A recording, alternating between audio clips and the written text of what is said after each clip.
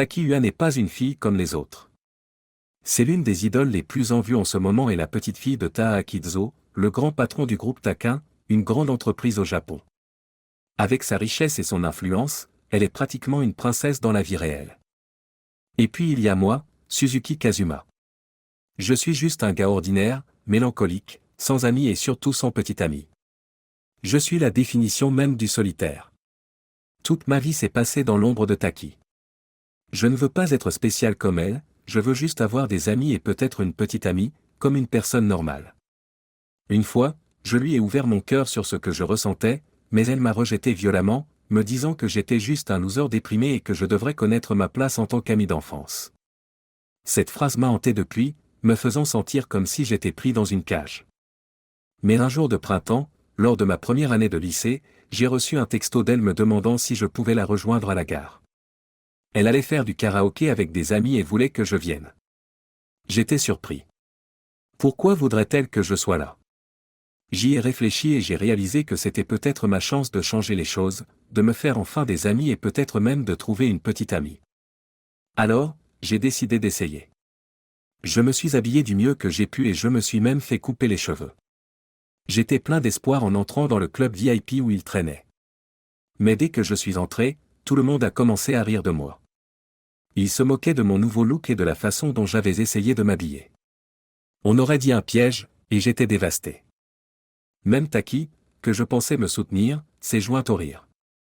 Je suis resté là, me sentant complètement humilié. L'une des filles du groupe, qui était habituellement gentille, m'a demandé pourquoi je restais là sans rien faire.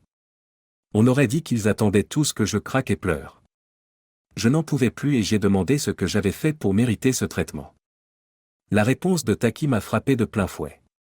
Elle m'a clairement fait comprendre que j'étais juste son esclave, là pour les divertir avec mes souffrances. Entendre cela m'a donné l'impression qu'une partie de moi s'était brisée. J'ai réalisé que cette amitié était toxique, et je ne voulais plus être lié à ça.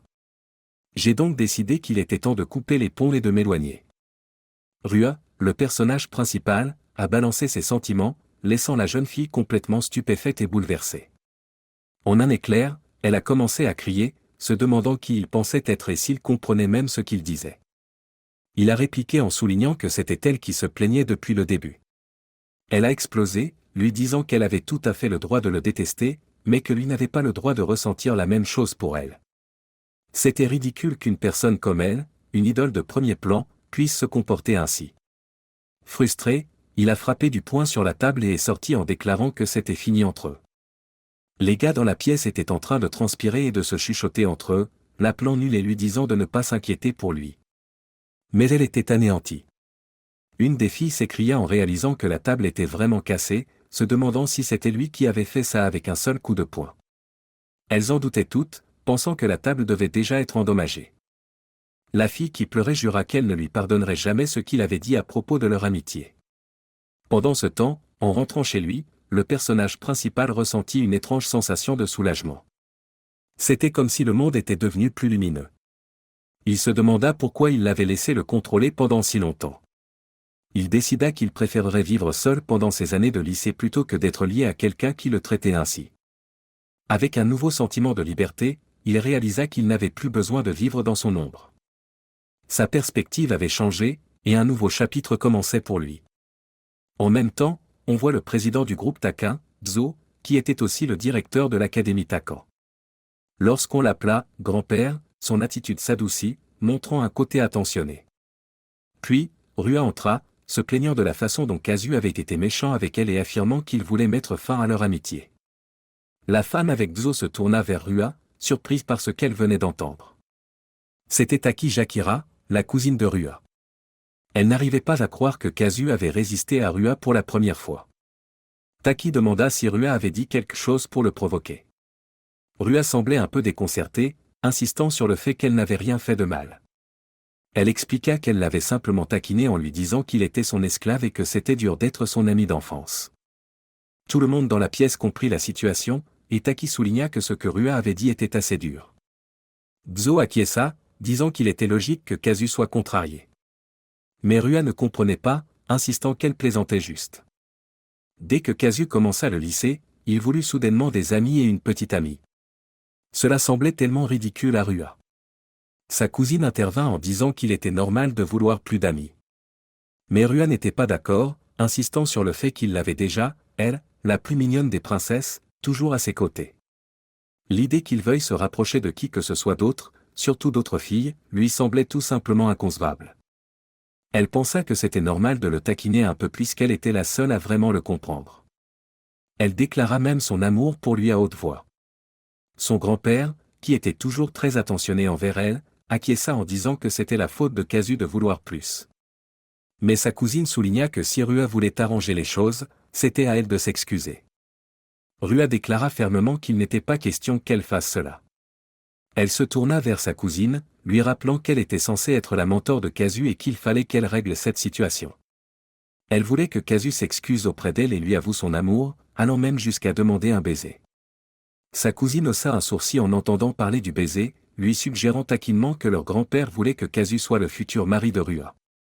Le grand-père confirma que c'était bien le plan, expliquant qu'il avait assigné sa cousine pour enseigner les arts martiaux et les compétences en leadership à Casu.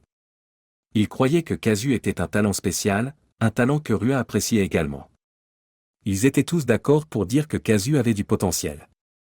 La cousine de Rua se souvint comment Casu avait toujours gardé des notes moyennes exprès, juste pour se fondre dans la masse. Il s'était toujours entraîné pour être l'ombre de Rua. S'il arrêtait de se retenir, il pourrait facilement être le meilleur de sa classe, et pas seulement à l'école, il pourrait secouer tout le pays. De plus, Casu était extrêmement populaire auprès des filles. Elles avaient dû changer d'école parce qu'elles l'aimaient tellement, et il ne s'en rendait même pas compte. Les filles autour d'eux rigolaient, visiblement sous son charme. Le grand-père de Rua nota que Casu était un excellent candidat pour prendre la tête du groupe Taquin. Mais maintenant que Casu avait coupé les ponts avec Rua, il n'avait plus aucune raison de se retenir. Que ce soit dans les sports, les études ou même l'amour, les choses pourraient devenir intéressantes. Le matin suivant à l'école, Casu trouva un banc avec un message écrit dessus, « On dirait que ta place a été réinitialisée. » Jour 1, LOL. Il n'en croyait pas ses yeux. Un gars avait vraiment défié la princesse, et cela le fit se sentir comme un imbécile. Casu réfléchit à la situation et réalisa que son ami d'enfance, l'héritière ultra riche et idole de premier plan, était vraiment la pire personne. Avec cela en tête, il comprit qu'il avait deux choix, soit réorganiser les bureaux et les chaises à leur place et aller en cours tranquillement, soit courir à la salle des professeurs. Mais il écartait rapidement la seconde option, car c'était son académie, détenue par son grand-père. La mission de l'académie est de former des talents de haut niveau et de devenir les meilleurs au monde. C'est une académie connue sous le nom d'Académie S-Class, axée sur les sports. Les étudiants qui excellent dans leur domaine voient leurs frais de scolarité et de pension gratuits. Ils recrutent des étudiants talentueux de tout le pays grâce à un programme de bourse spéciale. Ceux ayant des compétences exceptionnelles sont placés dans les rangs supérieurs, tandis que les autres sont considérés comme des rangs inférieurs. Ce système de classe régit l'académie, parfois cachée, parfois bien visible. La personne la plus puissante de l'académie est Iki Rua, aussi appelée la princesse Rua. Son grand-père est le président, ce qui signifie que tous les enseignants la traitent comme de la royauté. Casu savait que s'il allait à la salle des professeurs avec une plainte, cela ne se terminerait pas bien pour lui. Il décida donc d'opter pour la première option, remettre tout en place et rester tranquille en classe. Mais il changea rapidement d'avis, pensant à quel point il voulait vivre de manière indépendante. Il sortit son stylo et écrivit une troisième option. Il décida qu'il allait étudier seul et se marquer comme présent. Les autres élèves furent choqués, se demandant s'il allait vraiment contre la princesse. Il savait que cela pourrait causer des ennuis si quelqu'un apprenait. Casu ouvrit alors une porte menant à une bibliothèque souterraine, un endroit caché que la plupart des élèves et même certains enseignants ignoraient. En tant que membre régulier de l'académie et senior du comité de la bibliothèque, il avait accès à cet endroit secret. Il avait prévu d'y attendre la fin des cours. Il voulait simplement vivre une vie normale, mais maintenant qu'il s'était opposé à Rua, il se disait qu'il ne pourrait pas se faire d'amis ni trouver de petit ami. Il décida donc de vivre seul. En entrant dans la pièce, il entra accidentellement alors qu'une fille se changeait. Elle était en sous-vêtements et s'est exclamée, criant de surprise. Casu n'avait aucune idée que c'était juste le début d'une histoire où il cherchait une vie ordinaire mais se retrouverait entouré de filles extraordinaires. Sa vie allait devenir beaucoup plus compliquée. Pendant ce temps, Rua réfléchissait à la possibilité que Casu regrette sa décision et se demandait s'il reviendrait en rampant pour s'excuser. Elle était excitée par le drame qui se déroulait. Dans la bibliothèque, Casu s'excusa rapidement auprès de la fille, se présentant sous le nom de Casu Suzuki de la classe 1A3. La fille, toujours en train de se couvrir, se présenta comme Mendo de la classe 3A2. Elle s'excusa également pour avoir crié. Casu se détourna, se sentant gêné, et admit qu'il aurait dû vérifier avant d'entrer. Il lui demanda si elle avait entendu parler de cet endroit par le comité de la bibliothèque, et elle acquiesça en mettant ses shorts. L'académie vise à développer des talents d'élite et à devenir la meilleure au niveau mondial. Elle est largement connue sous le nom d'Académie S-Class, spécialisée dans les sports. Les étudiants qui brillent dans leurs domaines respectifs voient leurs frais de scolarité et d'hébergement pris en charge. Ils recrutent des étudiants talentueux de tout le pays grâce à un système de bourse unique. Ceux ayant des capacités remarquables sont placés dans le niveau supérieur, tandis que les autres tombent dans le niveau inférieur. Ce système de classement influence la dynamique de l'académie, parfois subtilement, parfois ouvertement. Au sommet de la hiérarchie se trouve Tiki Rua, connue sous le nom de Princesse Rua. Son grand-père dirige l'école, ce qui fait que tous les enseignants la traitent avec un soin particulier. Casu réalisa que se plaindre auprès du personnel ne serait pas sage, alors il pensa d'abord à remettre tout en ordre et à rester tranquille en classe. Cependant, il réfléchit rapidement et décida qu'il voulait adopter un mode de vie plus indépendant. Il attrapa son stylo et griffonna un autre plan. Il décida d'étudier en solo et se nota lui-même comme présent. Les autres élèves étaient stupéfaits, se demandant s'il défiait vraiment la princesse. Il savait que ça pourrait mal finir si la nouvelle se répandait. Casu découvrit alors une porte menant à une bibliothèque souterraine, un endroit secret que la plupart des élèves, et même certains professeurs, ne connaissaient pas. En tant qu'habitué et membre senior du comité de la bibliothèque, il avait accès à ce lieu caché. Il comptait y rester jusqu'à la fin des cours.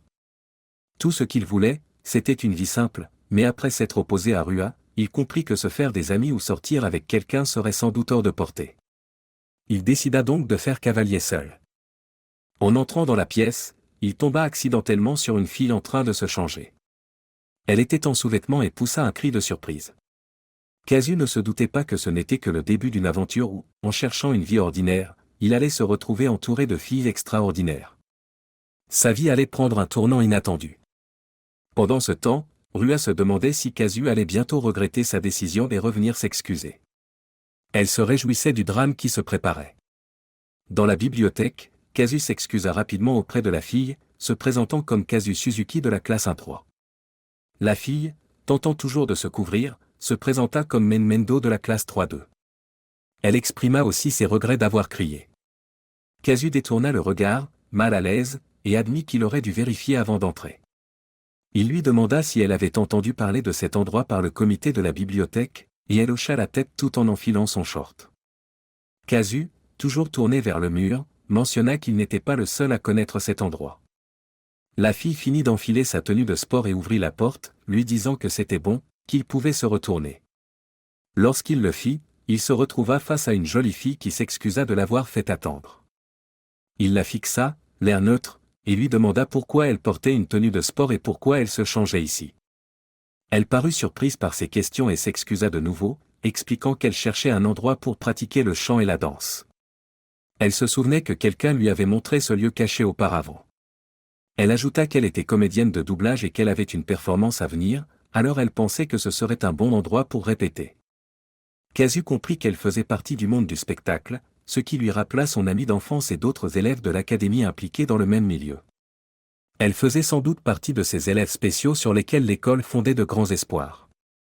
Il remarqua qu'elle avait même apporté un miroir sur pied, preuve de son sérieux. Mais il lui demanda ensuite pourquoi elle portait des lunettes, et elle sembla soudainement déstabilisée. Elle expliqua que, ce matin-là, en arrivant à l'école, elle avait trouvé son bureau et sa chaise dans le couloir, avec un panneau indiquant qu'il n'y avait pas de place pour elle. Les larmes lui montèrent aux yeux en se rappelant ce moment. L'expression de Casu devint sérieuse, il se souvenait avoir entendu une histoire similaire auparavant. Une colère sourde monta en lui, juste au moment où son téléphone vibra avec une notification. Il vérifia et vit un message de celle qu'on appelait la princesse de l'école, lui demandant où il était et s'il allait encore arriver en retard. Elle parlait de vidéos qu'elle avait postées plus tôt, disant que tout le monde le prenait maintenant pour un abruti. Elle le menaçait de dévoiler son nom dans sa prochaine vidéo, avertissant que ses fans s'en prendraient à lui. Elle ajoutait que s'il ramenait son bureau en classe et s'agenouillait pour supplier, elle pourrait envisager de lui pardonner. Casu regarda le message avec un air de dégoût, puis appuya sans hésiter sur le bouton « Bloquer », coupant court à toute communication avec la princesse. Il se tourna ensuite vers Mando, lui demandant pourquoi elle vivait une situation aussi difficile. Mando secoua la tête et répondit que le fait d'être une élève boursière ne signifiait pas grand-chose. Elle expliqua que, même si elle était doubleuse, elle n'était pas du tout populaire, et qu'elle se sentait complexée par son apparence et sa voix. Casu ne pouvait pas bien voir son visage à cause de sa frange trop longue, mais il trouvait que sa voix était adorable. Quand il la complimenta, disant qu'elle sonnait comme une clochette, Mando rougit, détourna le regard et nia, un peu gêné. Elle ajouta qu'il existait plein de voix bien meilleures qu'elle dans le monde des idoles et des doubleurs. Casu comprit qu'elle parlait de Rua, la princesse. Mando expliqua qu'elle s'était retrouvée dans une unité musicale avec Rua, et que c'était probablement la raison pour laquelle elle subissait du harcèlement. Casu comprit enfin. Il avait vu passer beaucoup de commentaires odieux sur les réseaux sociaux concernant Mando, disant qu'elle allait ruiner la réputation de Rua. Il exprima sa frustration, critiquant ses fans toxiques. Lorsqu'il lui demanda pourquoi elle avait accepté de faire équipe avec Rua, Mando le regarda, surprise par son franc-parler. Casu se reprit aussitôt, réalisant qu'il avait traité Rua de truie. Mando expliqua que ce n'était pas son choix, c'était une décision de l'agence.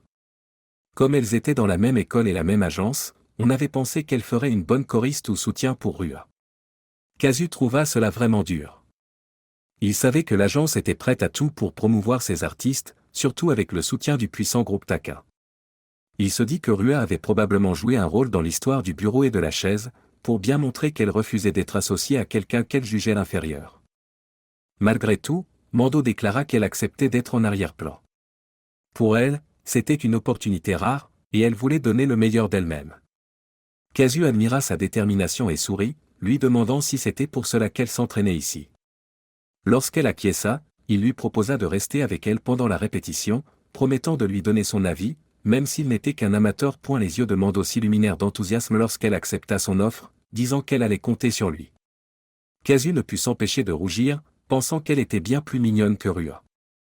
Lorsque la pause déjeuner arriva, Casu remarqua que Mando s'était entraîné intensément depuis le matin, et il s'inquiéta qu'elle puisse se déshydrater. Il décida d'aller lui chercher une boisson.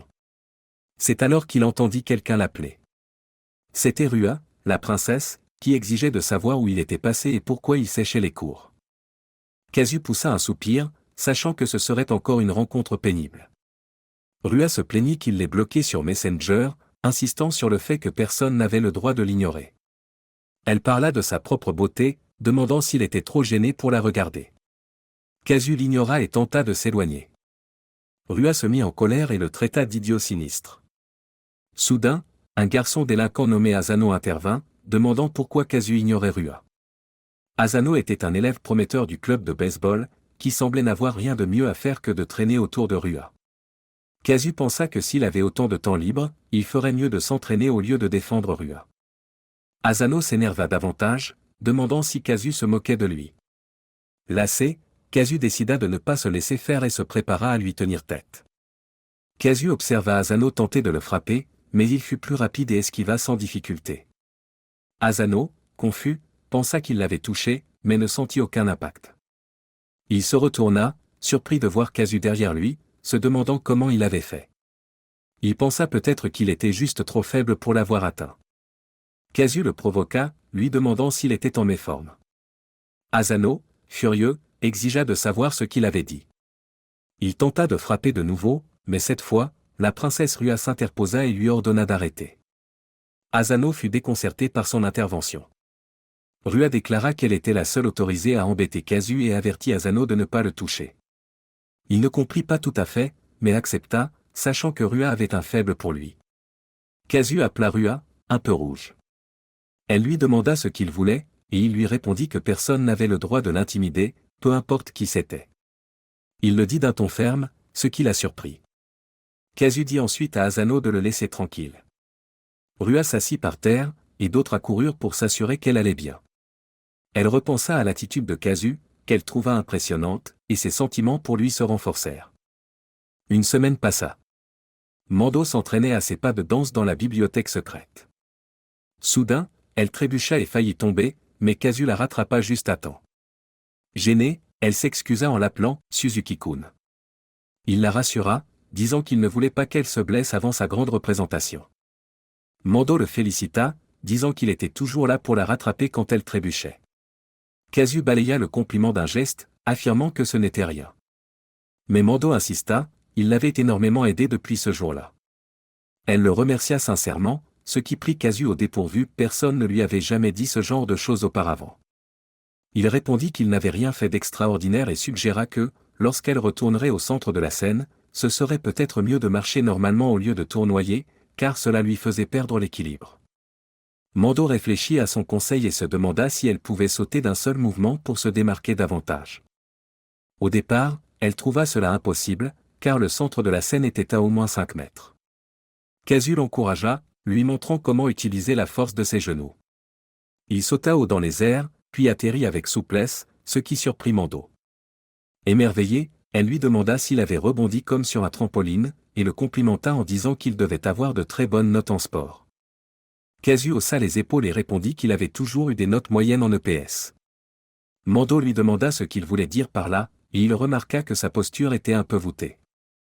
Elle admit qu'elle avait du mal à corriger ça, ce qui agaçait même son chorégraphe.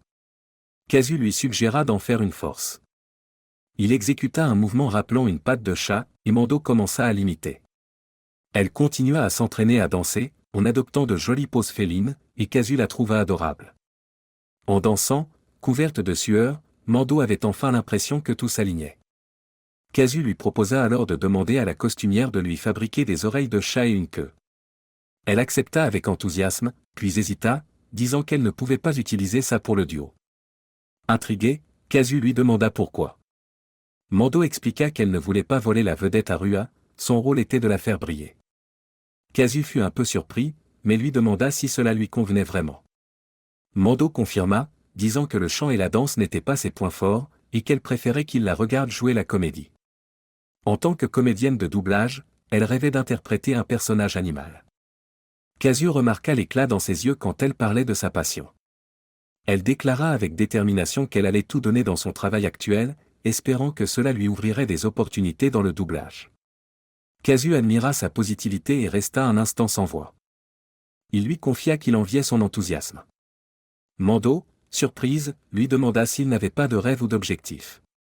Kazu répondit qu'il voulait juste être ordinaire, mener une vie dont il pourrait être fier. Mando l'encouragea, disant qu'elle croyait en lui. Kazu sentit une chaleur lui monter au cœur et la remercia. Mando rougit à ces mots. Puis elle hésita, disant qu'elle se posait une question. Elle évoqua avoir entendu parler de sa dispute avec Rua, et craignait que ce soit à cause d'elle. Kazu la rassura immédiatement, cela n'avait rien à voir. Mando eut l'air un peu triste en apprenant que Rua était son ami d'enfance. Kazu précisa qu'ils n'étaient plus proches, donc cela ne le dérangeait pas. Mando sembla surprise, mais aussi soulagée.